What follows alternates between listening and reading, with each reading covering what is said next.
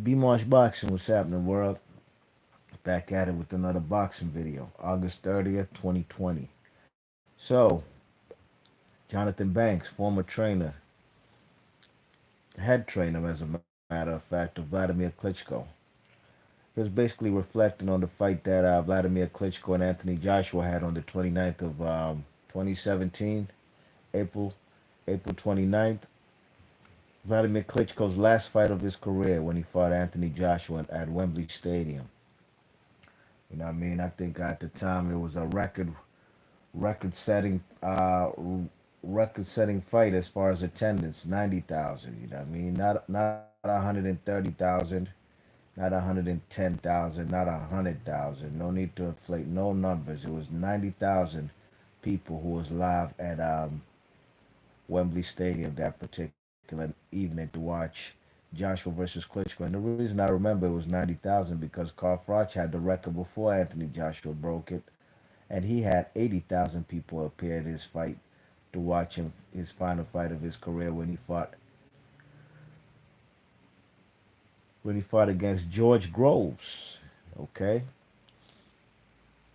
so that fight versus Vlad and Anthony Joshua was a classic. I could remember that day like it was yesterday here in the states. Of course, we didn't watch it at prime time. It was an afternoon fight, actually between 5 and 6 p.m. Eastern, and it was a great fight. It had me at the edge of my seat. You know what I mean?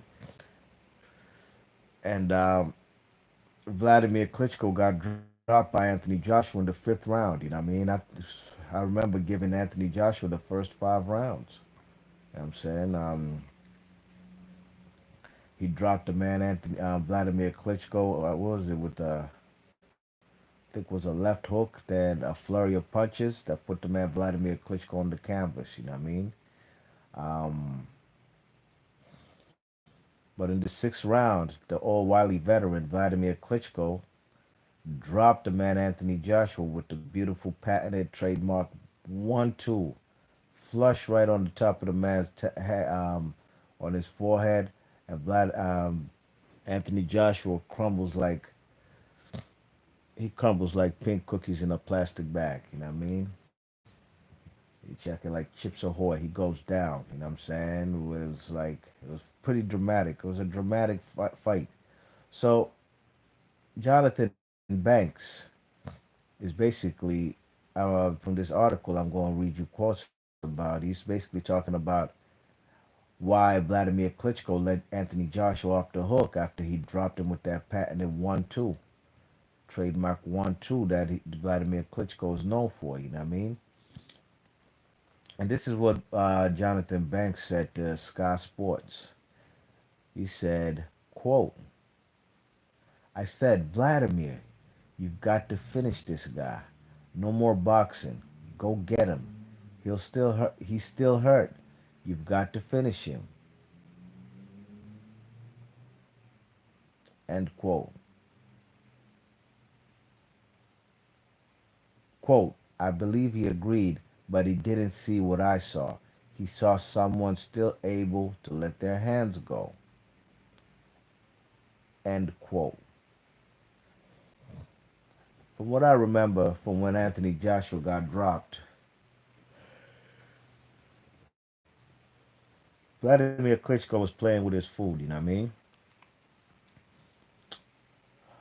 Anthony Joshua might have been throwing one punch at a time, survival shots, basically to keep the man Vlad up off of him.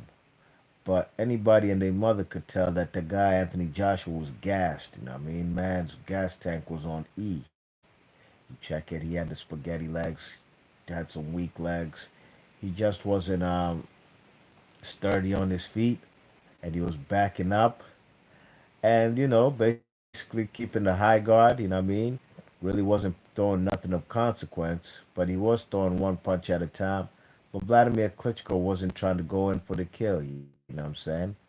And that's what I do recall in round six. Around he won.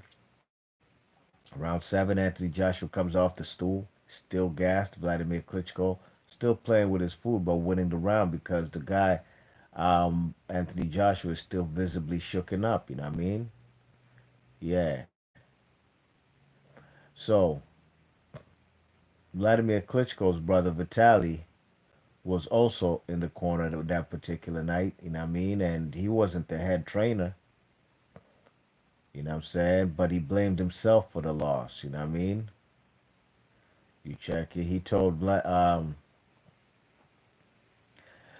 Vitali Klitschko basically told Vladimir Klitschko to take his time, you know what I mean? After he had dropped the man Anthony Joshua, he told him to take his time, and that ultimately cost the man Vladimir Klitschko, you know what I mean? And it left the man Anthony Joshua off the hook. Jonathan Banks proceeded to say, quote, when Vladimir almost knocked Joshua out, no, I'm sorry, excuse me, this is Vitali Klitschko's quotes. Vitali Klitschko, quote, when Vladimir almost knocked Joshua out, I gave him the wrong advice. I was positive that Joshua, with his huge muscle mass, would not be able to last the distance. I advised Vladimir not to rush anything. I hoped that after the seventh, the eighth round, Joshua would really slow down. Now I think that maybe it was a mistake. Maybe it was necessary to finish him off sooner. End quote. Now the guy Vladimir Klitschko was speaking to his brother in Ukrainian or Russian, whatever language they speak, a language that is foreign to the head trainer, Jonathan Banks. Okay, and Vitali Klitschko is the older brother of Vladimir Klitschko, and it looked like at that particular moment, Vladimir Klitschko was taking advice from his brother. You know what I mean? You check it. He was taking advice from his brother rather than listening to his head coach. You know what I'm saying? And this is what the man Jonathan Banks had to say. Quote, I understand Vitali say that in Russian. I jumped up. The security guards told me to sit down, but I was shouting, finish him, finish him. I knew Vitali's voice would reign supreme over mine. I tried to override. I tried my best to override. I've got two brothers too, and we're very close. If someone questions my brother, my initial thought is to defend my brother. I accept it and we move on. You've got to understand that to Vitali, it wasn't a mistake. His job is to protect his little brother. His emotional clouded his emotion clouded the business. A lot of fathers who are trainers for their sons either stop the fight too early or too late. Someone unrelated? My job is to protect, but the emotion is different. End quote. So Jonathan Banks is basically saying how Vitali Klitschko interfered at that particular time when Joshua got dropped. You know what I'm saying? Vitali interfered, and Vlad looked like he was more taking instructions from Vitali rather than Vlad. Now, maybe Vlad didn't quite respect Jonathan Banks, who himself was a fighter at the time. A guy who was a cruiserweight and had moved up to heavyweight. Not the greatest fighter, you know.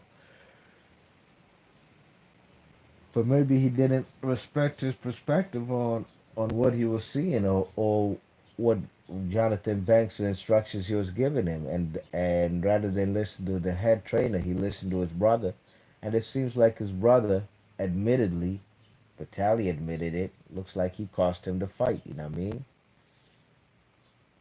But regardless, the man Jonathan Banks was proud of Vladimir Klitschko's last ring performance, and he said, "quote If I were in Joe Frazier's corner for the Thriller in Manila, would I be upset that we lost, or enthused to be part of such a historic event? I loved how Vlad fought. He performed better in that fight than most people thought he had in his entire career. A lot of questions from his reign on top were only answered in that fight. He answered questions from critics dating back to 2004, like the Gladiator movie. You win the crowd, you win your freedom. Vladimir's lock and key was that he never went through difficulty. If you knocked him down, it was over. That was his chain. But he answered that question and gained his freedom." End quote. All right, that's Jonathan Banks quotes. You know what I mean? Now I'll give you my perspective. You know what I mean? I really think Vladimir Klitschko was undermining Jonathan Banks' authority. You know what I mean? And it cost him the fight. You know what I'm saying? Whether the man was respected his new trainer after Emmanuel Stewart passed away, whether he respected his instructions or not, at the end of the day, if you're not going to listen to your head trainer, why even have him in your corner? Vlad could have just gone ahead and got himself an all Ukrainian and Russian corner, you know what I mean? Rather than Jonathan Banks and James Ali Bashir, you know what I mean? He could have gone ahead and have made Vitali Klitschko his head trainer if he was only going to listen to Vitali Klitschko. I believe if Emmanuel Stewart was alive and present for Vladimir Klitschko in his corner that particular night in Wembley Stadium, he probably would have won the fight. You already know how Emmanuel Stewart would pump up the man Vlad and say, "You got a dead man walking in front of you. You know what I mean? You go ahead and go get this mother effer out of there. You know what I mean? Stop playing with your food and get this mother effer up out of there." I believe Jonathan Banks was given with Vladimir Klitschko the right instructions. Nevertheless, however, the man, you know, Vladimir Klitschko, look, man, Vladimir Klitschko had been beat by Anthony Joshua. You know what I mean? He wasn't the same guy he used to be. I'm sorry, by Tyson Fury. Then he took the fight with Anthony Joshua almost 15 months after he had lost to to Tyson Fury. You know what I mean? So that wasn't the same guy. He was also older, 41 years old. Great fight, like I said, man. They had me on the edge of my seat. It's a classic heavyweight bout.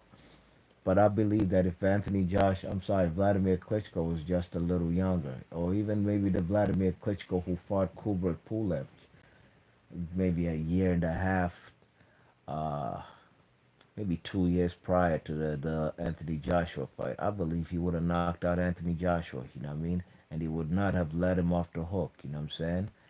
Vitali Klitschko ring advice was also kind of disrespectful to the man Jonathan Banks. You know what I mean? That's the same scenario like um, Kovalev's last fight.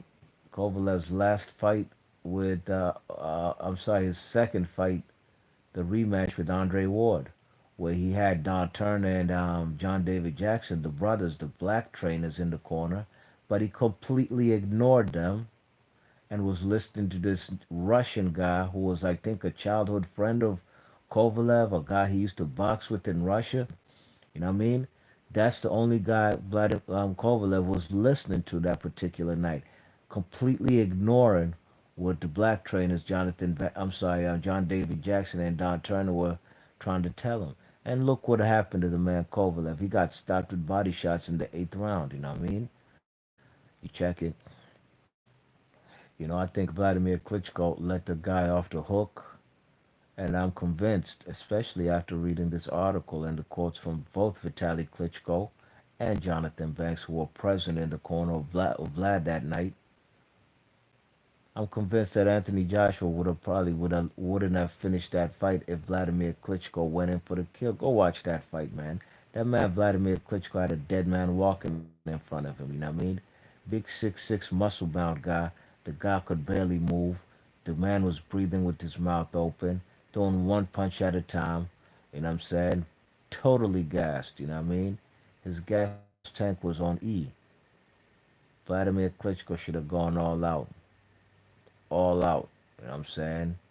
And he should have tried to end that fight right then and there. You know what I mean?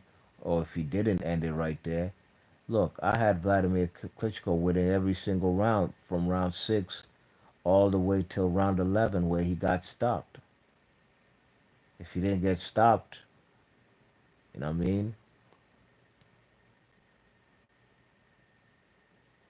That fight would have probably been a draw if he proceeded to go the distance and also win the championship rounds. You know what I mean? 6 rounds apiece. Both guys got dropped. 10-8 rounds. Rounds 5 and 6. Both guys um, got 10-8 rounds. And you never know with the scorecards. But more than likely, since the fight was in England, Vlad might have probably could have should have might have been robbed. You know what I mean? Or actually, the fight could have gone to the man Anthony Joshua. But at the end of the day, Vitali Klitschko and Vladimir himself didn't give himself the opportunity to KO the man Anthony Joshua and get himself the victory and probably ride off into the sunset with the classic historical storybook ending, something like Marciano, Lennox Lewis. You know what I'm saying? Who else before that? You know, Marciano, Lennox Lewis, Gene Tunney. You know what I'm saying? He didn't give himself that type of opportunity. And also Vitaly Klitschko, he rode off into the sunset with us, you know, as a champion. Nevertheless, it was a great fight. But I'm convinced from this article, you know what I mean, that Vladimir Klitschko took the wrong advice from his brother. You know what I mean? I think it was disrespectful for Vitaly Klitschko to undermine the authority of the head trainer, Jonathan Banks. Like I said, if Vladimir Klitschko was only going to listen to his brother and they only speaking to each other in Russian, that's disrespectful. You don't come into somebody's house, you know, and just speak your language, and the people in the house whom you came to, they can't understand what you're saying. You know what I mean? It's not a good look, you know what I'm saying? So at the end of the day, B Marsh Boxing, leave your thoughts and comments. Let me know what y'all think about Jonathan Banks revealing what was going on in that corner and how he feels that, you know, Jonathan Banks was giving the man the right advice, that Emmanuel Stewart type of advice, real crunk gym style, while the man Vitali Klitschko, Dr. Iron Fist, had no clue and actually outsmarted Dr. Steelhammer, Vladimir Klitschko, in actually getting that W and stopping and knocking out Anthony Joshua, as I believe he could. I mean, he has more knockouts than Anthony Joshua and Tyson Fury probably got fights combined. You know what I mean? Dr. Steelhammer, you let him off the hook. Be much boxing, I'm gone.